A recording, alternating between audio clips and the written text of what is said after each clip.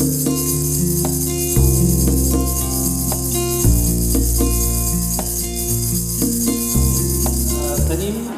una gran dona que pujarà aquí a l'escenari, gran en molts sentits, alta, guapa, per dintre i per fora. Ja sap que jo sóc el seu deixeble estimat, espero, i fidel, un fidel deixeble. La Laura Borràs fa unes hores, a les 6 del matí, estava a la Fira de Bolonya i no volia faltar aquí. De fet, té el poder, no sé si es diu, de la ubiquitat, perquè sempre és a tot arreu, allà on vagis, i quan li demanen per ser en algun lloc solidari, s'ho apunta ràpidament a l'agenda i no falla mai, no? Per tant, jo demanaria un fort aplaudiment per aquesta gran dona, la directora de la Institució de Lletres Catalanes, doctora Laura Borràs, professora,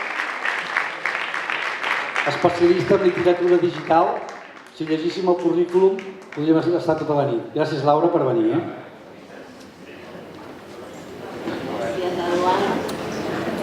Gràcies, Eduard. No, l'haurem de pujar, ja m'ho poso així. No, ja està, perquè jo avui, efectivament, m'he despertat a Bolonya. Està bé, gràcies. Sí, ara em senten? Sí. Molt bona nit. Li donava les gràcies a l'Eduard, li donava les gràcies al Gabriel per voler-me també en aquesta festa d'avui de les lletres i la solidaritat. Fa uns mesos el Gabriel em va demanar un vídeo i el vaig poder fer. I avui, encara que m'hagi llevat a les 6 del matí a Bolonya per poder complir també amb la meva gent d'aquí, em feia moltíssima il·lusió poder fer també acte de presència en aquesta bonica ocasió de que les persones que han ofert lletres per conscienciar els altres sobre l'autisme vegin aquesta posada de llarg en un lloc esplèndid com a l'Usegas d'aquesta presentació del llibre. Jo he vingut blava, també.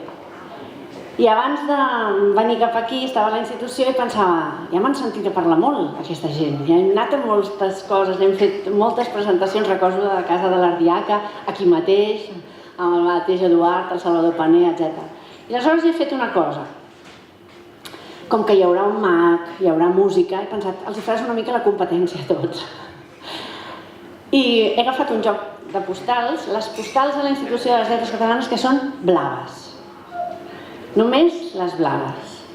I ara les aniré enfilant unes i altres postals a veure què surt d'aquest joc de cartes blaves, les lletres blaves per l'autisme. La primera de les postals que he agafat és de la Franca Maso, una poeta i cantant de l'Alguer. I diu, aquesta postal, mentre cantava, el temps fluïa lent. Hi ha una cançó que es diu Blau. La canta l'Isidor Marí, que també és una persona relacionada amb les lletres. I volia començar oferint aquestes cançons blaves per l'autisme, aquestes lletres blaves. Perquè l'autisme de vegades és malentès, per això s'hi posen paraules perquè la gent l'entengui. I la Lolita Bosch té una postal que diu aquest soroll ensordidor i punyent que no et permet entendre gairebé res.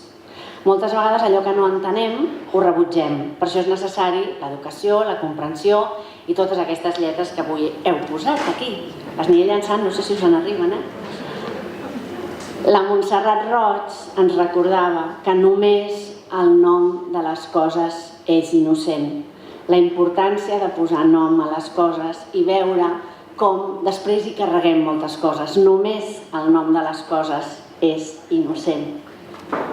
Fatal, això de llançar postals, setmana. L'Anna Murià té una postal que diu l'odi neix en el qui té raó, l'amor en el qui dubta. Benvinguts els dubtes si ens permeten estimar millor i poder comprendre més a través de l'amor, que és també el que es pretén en una nit com la d'avui. Me les hauràs d'ajudar a escampar, perquè això... Joan Teixidor té aquest poema, diu escriuré versos blancs on totes les paraules quedin suspeses en l'aire. Jo no escriuré versos blancs, però aniré enfilant aquestes paraules perquè quedin suspeses en l'aire.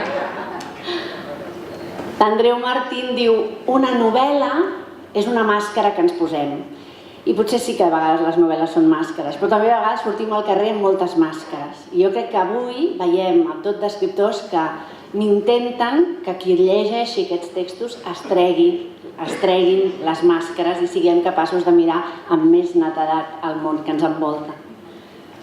Es necessiten moltes destreses per viure sense naufragar, diu la Gemma Lienas. I efectivament, entrem en un àmbit líquid, entrem en l'àmbit de naufragar, de viure, navegant, i necessitem moltes destreses per saber sobreviure en aquest àmbit. Al final ho aconseguiré i tot, Jordi Pere Cerdà, ja que som en l'aigua, en el mar, diu: a mar tot és carícia, d'un moure d'aigua sedosa, que és com moltes vegades jo veig el rostre de l'autisme a través de les imatges que el Gabriel penja de l'Àgata, que posa nom a aquest projecte.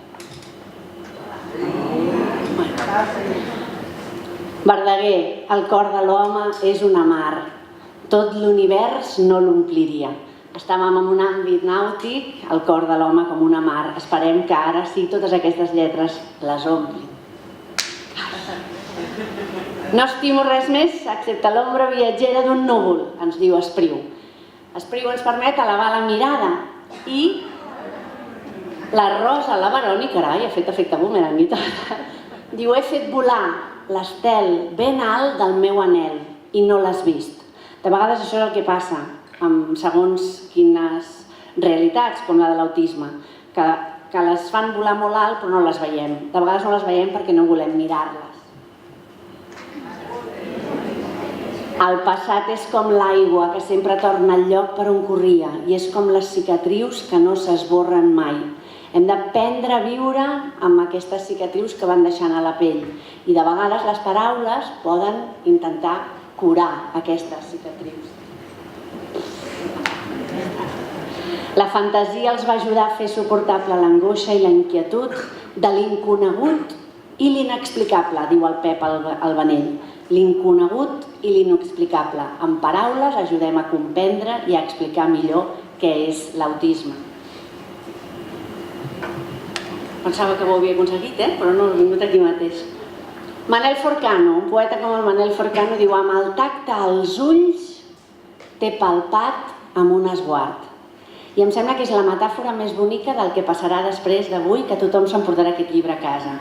Que amb el tacte als ulls palparem amb un esguard.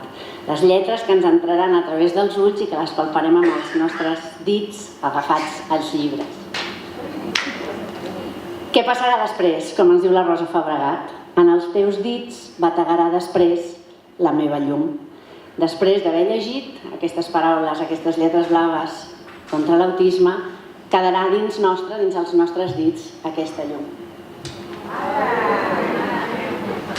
El Jordi Sierra i Fabra té una postal, ara que hem anat a Bolonya a presentar les postals dels autors de literatura infantil i juvenil, que diu: llegir em va salvar la vida, escriure li va donar sentit. Em sembla que és una afirmació amb la qual ens podem sentir molt identificats tots els autors que són aquí i tots els lectors que moltes vegades ens trobem com els llibres ens permeten salvar la vida. I acabo amb l'última de Jaume Fuster, que diu: només que rellegiu la història trobareu la solució. Només que rellegiu totes aquestes lletres blaves per l'autisme trobarem tots la solució. Moltes gràcies.